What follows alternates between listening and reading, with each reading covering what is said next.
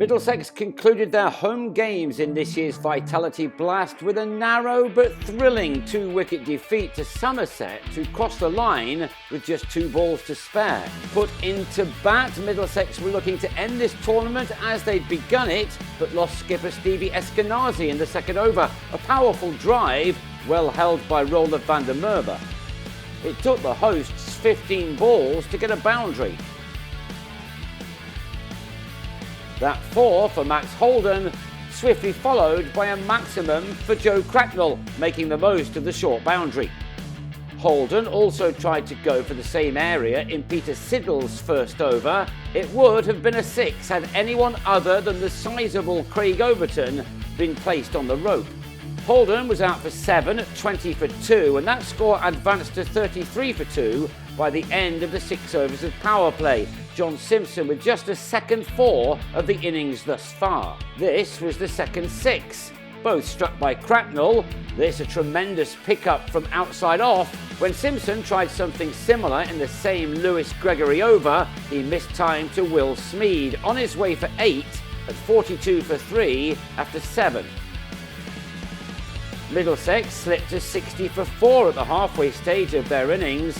Cracknell on 25, clipping Ben Green straight to Davey at short fine leg. Middlesex needed to increase their run rate significantly, and Luke Holman was able to do that. He looked in good nick on a pitch where others had struggled.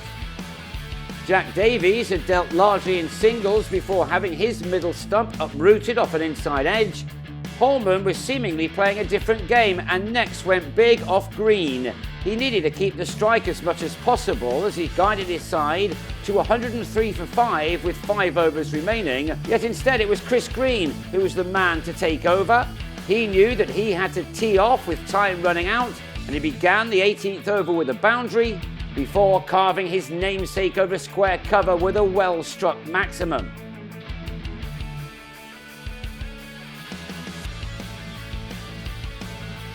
The same over produced another 6, Holman continuing to hit the ball really well as he moved on to 41 from 26.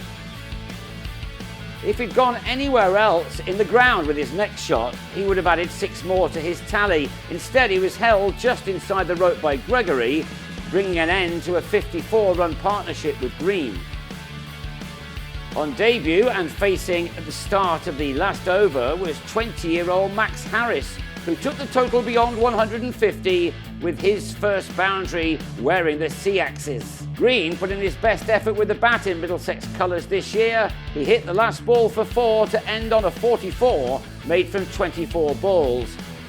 Early wickets were now key against a side with a number of big hitters in their lineup.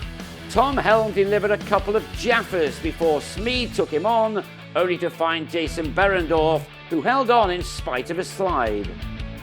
Helm's first 2 overs cost just 7 runs, Somerset stuttering to 23 for 1 from 4. The bowler delivered a third inside the power play, and Tom Banton rode his luck against him. Not once, but twice, the second of these edges going all the way for 6. Somehow, 20 came from the over, not what Helm deserved. But what followed was a moment the young debutant Harris will never forget. Eskenazi gave him the ball for the final power play over, and with his second delivery in professional cricket, he removed Riley Russo, a man who'd smashed 650s himself in this tournament this summer. He went for 5 here as the visitors reached 54 for 2 in the power play, Banton remaining and sweeping Holman into the stand. The leggy was replaced by Tilan Walalawita, and with his first delivery he bowled Banton for 39. Somerset at 72 for 3 in the 9th. With that run rate, Middlesex were going to need more wickets. And Harris provided one as he returned to the attack, a similar dismissal to Russo's. Simpson with the running catch again to get shot of Tom Lammonby.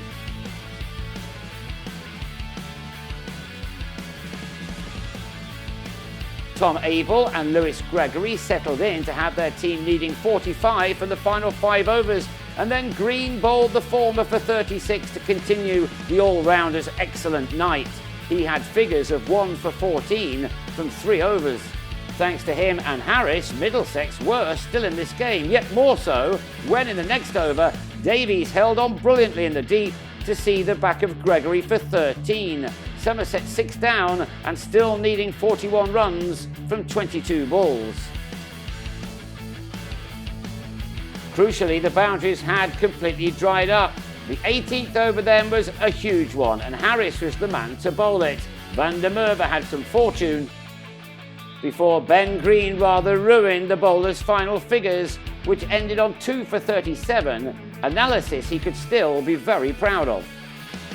So with 2 overs remaining, Somerset required 24. Berendorf had the penultimate over and persuaded Ben Green to hit to Chris Green, the batsman gone for 13. Craig Overton came in and turned the match in an instant. He connected well enough with his first ball, but that was nothing compared to the second he faced, a humongous hit that had even home supporters purring. Overton, unsurprisingly, tried to clear the rope next ball as well, only to hole out to Eskenazi. It left the score on 151 for 8 and 10 more needed for Somerset. A single was taken off the first ball of the last over, while the second was lifted over the boundary by Davey. It had been an extraordinary conclusion, with Davey adding 2 off the next ball and then the winning shot following next. Somerset had scraped home right at the death, but Middlesex should be congratulated on taking the game as far as that. They lost by 2 wickets with just 2 balls to spare, and now will hope to carry some confidence from this encounter to their final contest in Bristol against Gloucestershire on Sunday afternoon.